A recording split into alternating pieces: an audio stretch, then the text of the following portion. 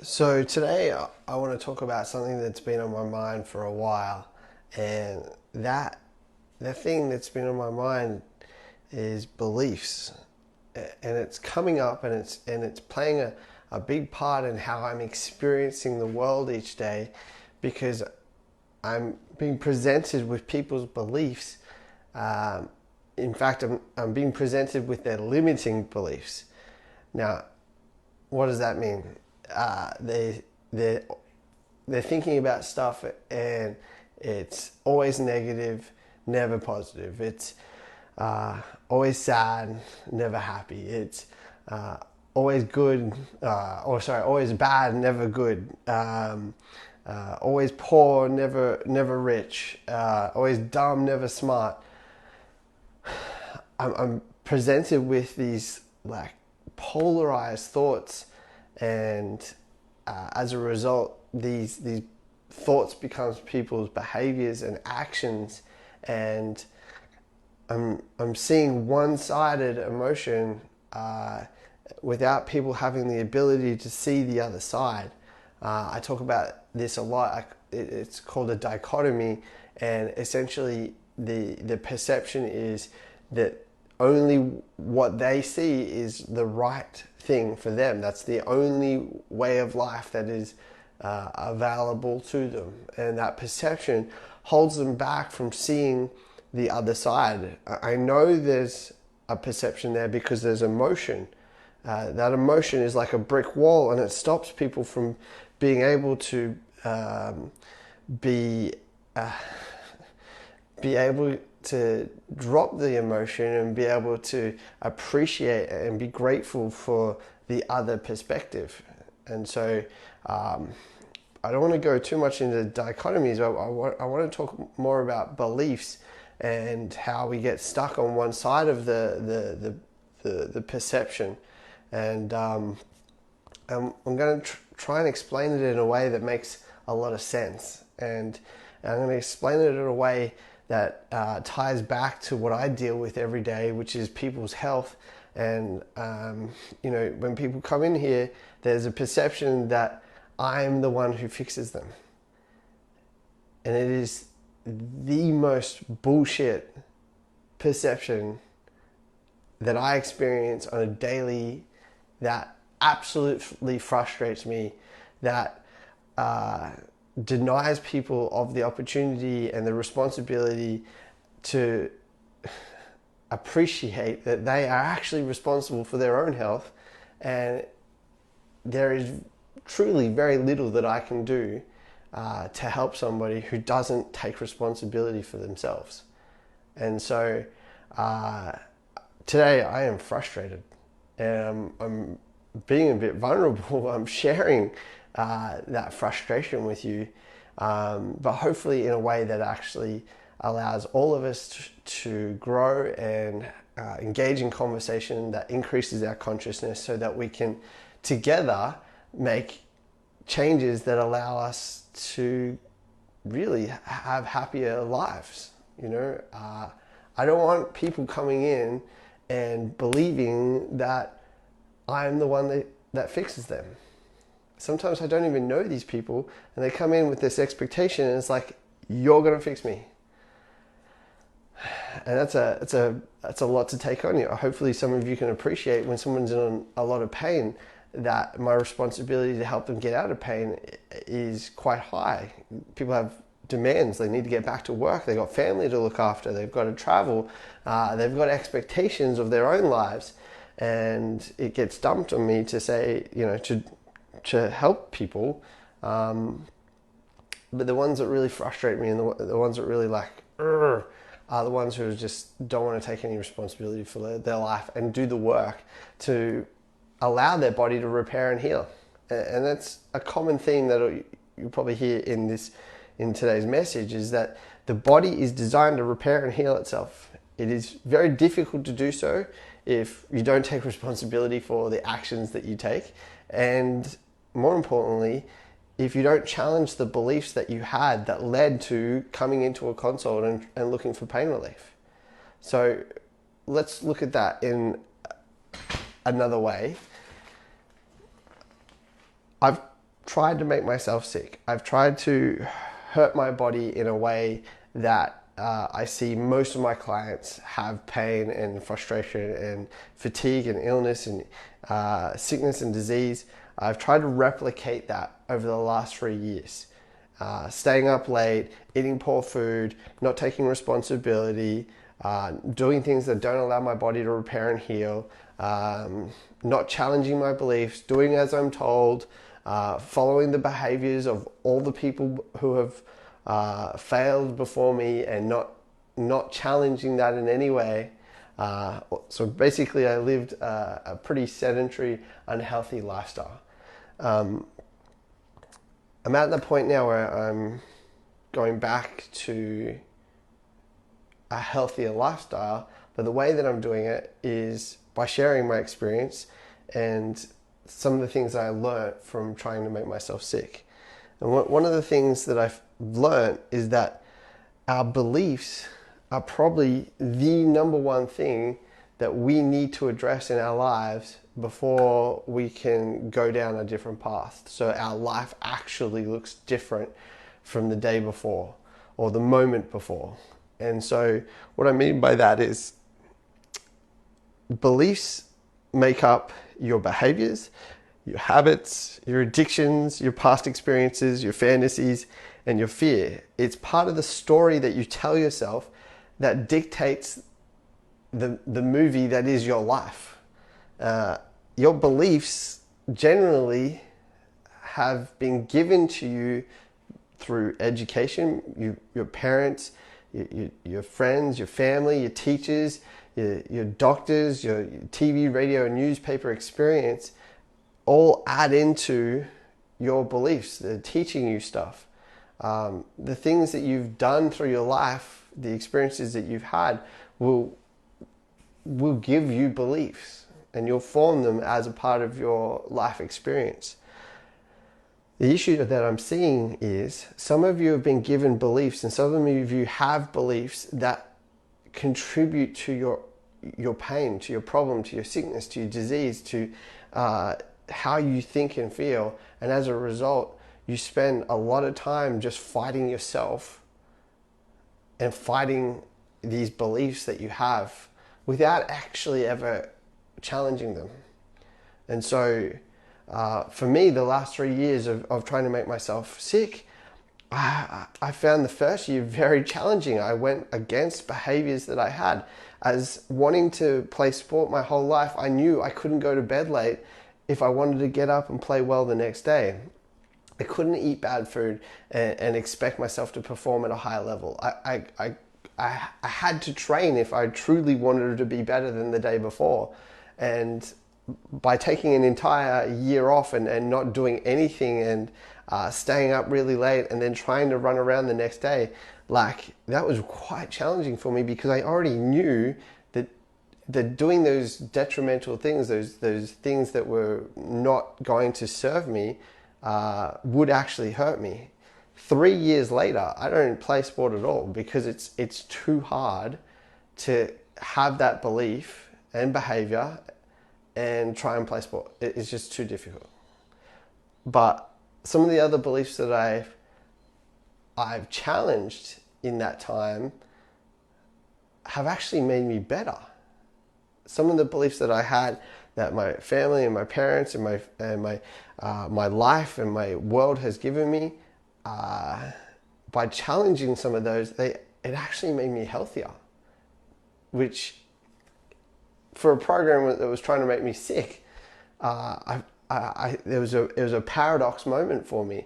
The opposite occurred, and I had breakthroughs in my health, in my attitudes, in my feelings, and in my thoughts, and it came from challenging my beliefs. So let me give you an example of a really simple, silly example, but it's the easiest way to share the story. If you were brought up and you were taught that this pen was green, and your whole life you've used this green pen, and for years and years and years you stay at home with your family and you talk about using this green pen, and one day you're old enough to leave the house and you go out into the world and you meet other people and you say to them, hey, you look like you have a problem. Could my green pen solve that problem? And the people laugh at you. And collectively, people are just like, mate, the pen is red. That challenges your belief. A lifetime of believing that this pen is green, it's going to have an impact on your body. It's going to impact how you think and feel, how your body reacts. And so I've broken it down here. If your beliefs are affecting your emotional health, it will have an impact on your gut health. And as a result, it's going to impact the way your body processes, eliminate, detoxifies, and drains. To give you an indication, this level here is what babies do without even asking them to do anything. Their bodies process, eliminate, detoxify, and drain. It's the most basic human function. The babies just do it. As we grow older, as adults and teenagers, we adopt certain beliefs, behaviors, habits, addictions, past experiences, fantasies, and fears, these stories, and they impact our emotional health. It impacts how we feel, how we perceive something, and how we react. And as a result, our hormones release different chemicals and different balances and different effects on our body that put us into states that either make us feel safe or make us feel like we need to run.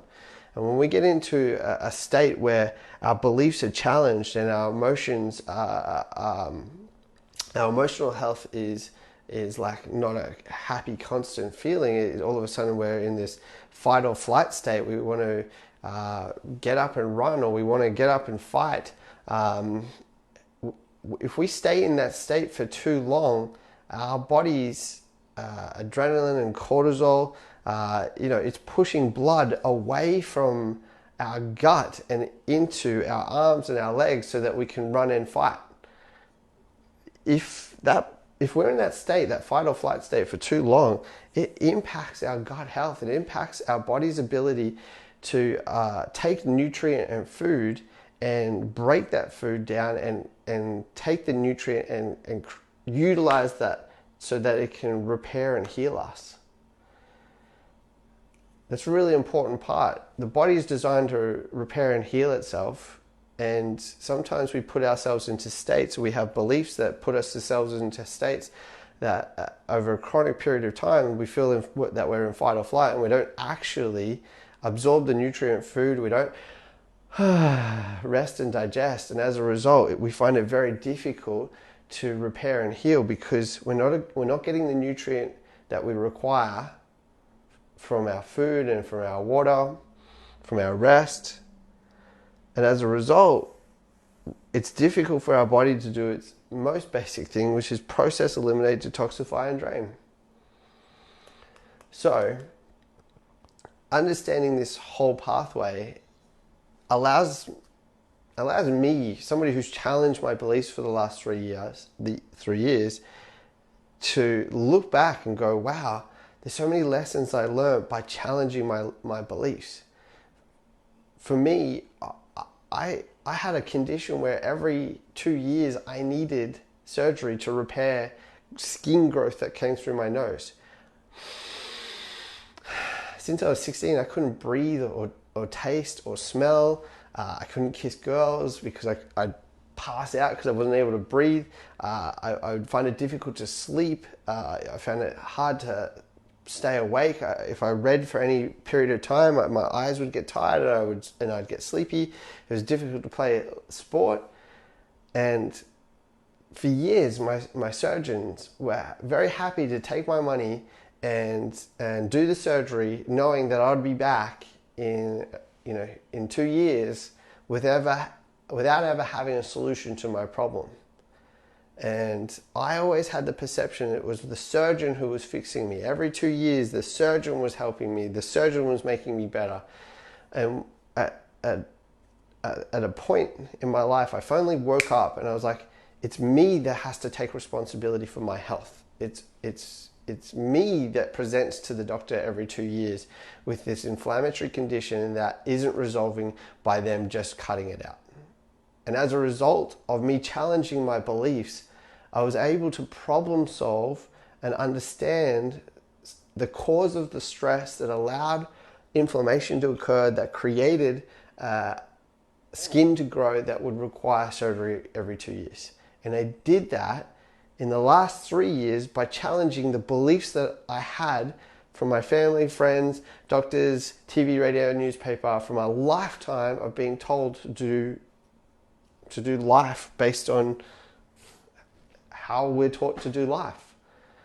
The construct of my life, the perception of how my life had to be, was challenged by me from the last 3 years by going into every aspect of my life and challenging it. And to give people an idea of what I mean,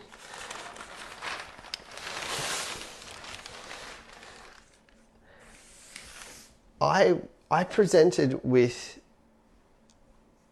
maybe a disease, or certainly a sickness. Sickness is defined as someone who requires medication, injection, or surgery. From a healthcare perspective, I required medication, so a spray and a tablet to reduce the inflammation in my nose.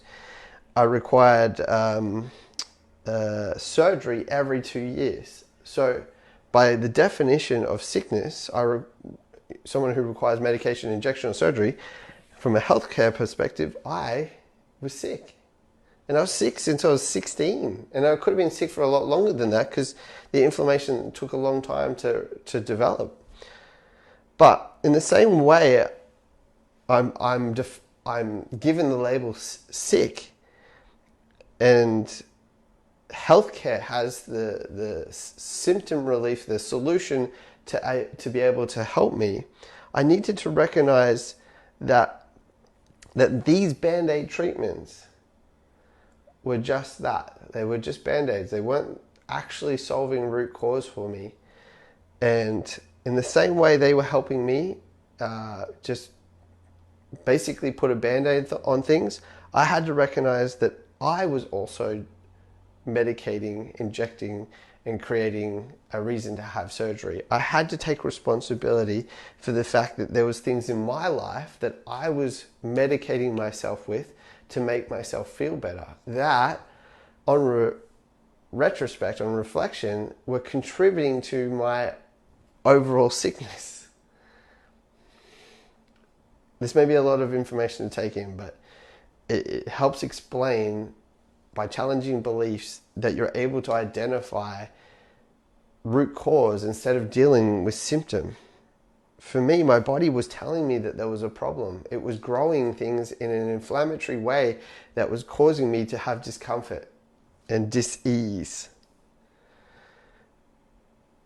When I challenged my belief, I started recognizing there was things, there was behaviors I did in my life that were contributing to my own illness. Illness is fatigue caused by inflammation due to stress. And I was ill. And I was always fatigued, and I was always inflamed, and I was always stressed. And I always blamed this problem that I had in my face, and I always thought the solution was just getting it cut out. But it wasn't until I challenged my beliefs and I started identifying my stresses, and I went through each of these categories and started to see things for what they were. I'd only learned how to do things one way.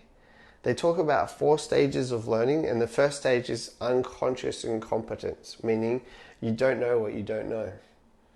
The last stage is called mastery. It means you know everything about a particular topic. I recognized that there were things, there's crucial categories of life that I just didn't understand. I also recognized there were things that I understood, but I didn't fully understand. I had an idea of the concept, I had a belief and a perception, but I didn't fully understand the perception. And this is where the dichotomy of things comes in. If my perception about something is only one-sided and I can't see or perceive the other side, I probably can't appreciate that perspective exists, and I'm not able to be grateful and appreciative. Instead, I just get stuck on one side and I get pissed, I get angry, I get sad, I get my emotions are one-sided, they're polarized. And when you get stuck in that moment, for a short time it's fine, but when you've been there for a very long time, that stress and inflammation and fatigue is causing you illness and sickness and disease. It's not fun to be here for a very long time. And the way that I was able to get out of this perspective was by challenging the belief and understanding that there's probably another side to my perspective. And when I look at that other side, the emotion goes.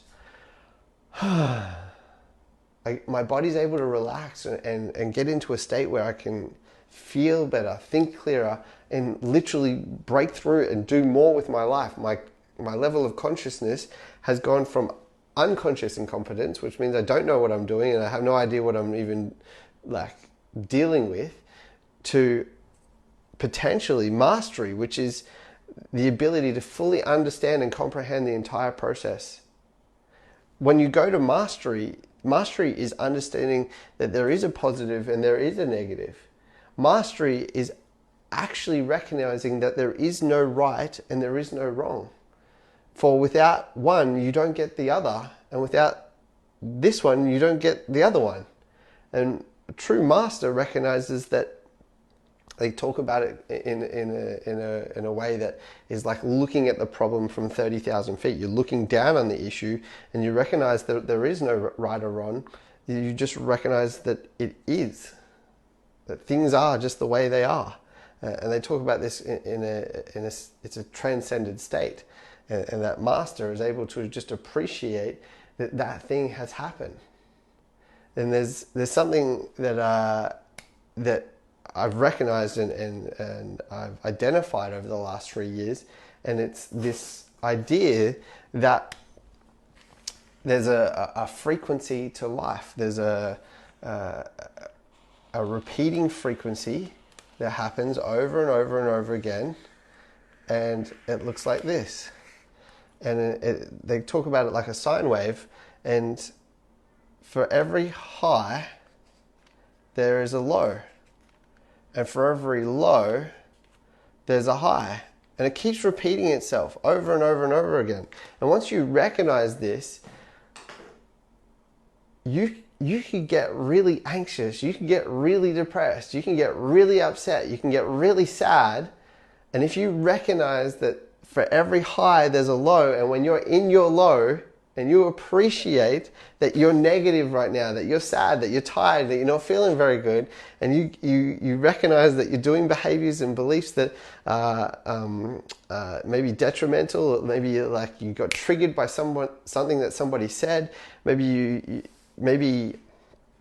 something happened to you and it reminded you of something terrible that happened in your past, and it triggers you, and you feel like you need to go and get KFC, or you need to go drink a bunch of alcohol. You need to medicate yourself in a way to make yourself feel better. You go watch Netflix for 8 hours or something like that. When you recognize that you're in the low, that you're arguing with people, you're not happy, your emotions are all over the place, you're in this fight or flight state. If you recognize this, you'll recognize that your gut health is being compromised right now, and this is not a great time to probably drink alcohol. It's probably not a great time to put stuff in your body that it's difficult for it to heal and repair. This is that weird paradox I see with people who are in a low state. They're sad, they're anxious, depressed, and then they go eat a block of chocolate, and then they feel guilty for eating the block of chocolate, which further probably enhances the low. But the main point here is, if you can appreciate that when you are in a low and you've been triggered, and you can go, I'm actually in a low, and it's okay, because I'm about to have a high. your body and your brain and your behaviors and your beliefs can go to a whole nother level, and that is what's required to allow your body to repair and heal. There's a lot of information, and there's a lot here. Just looking at it, there's a lot here, but it's really not that complicated. The main part of the story today was this idea that it's possible for people to be able to experience a life where they have responsibility, they take care of themselves, that they increase their consciousness and become closer to being a master, rather than like giving people, rather than like giving other people your responsibility for your life. It is possible to take some of it back, learn what's required to be able to improve your life by challenging beliefs. And I'll finish on this. I'll leave you with this. There's a saying that pain is the ultimate teacher, and you'll keep getting taught the lesson until you learn the lesson. So for all of you out there who have pain, inflammation, stress, sickness, disease, I promise you, your body, your world, your life is trying to teach you something, and you just might be stuck on one side of the perception, and you are not able to see the other side because you've got your blinkers on and you're stuck in a moment and you're full of emotion, and it's impacting your gut health and not allowing you to repair and heal. My suggestion is you should challenge your belief and get excited by the idea that potentially what you're doing is contributing to your problems. So if anyone thought this video was helpful, let me know. Maybe I can help you overcome a limiting belief so you can see the other side, and I really appreciate that lesson that was taught to you, so that your body can repair and heal and help you feel better. So hopefully that helped you. It certainly helped me sharing it with you. So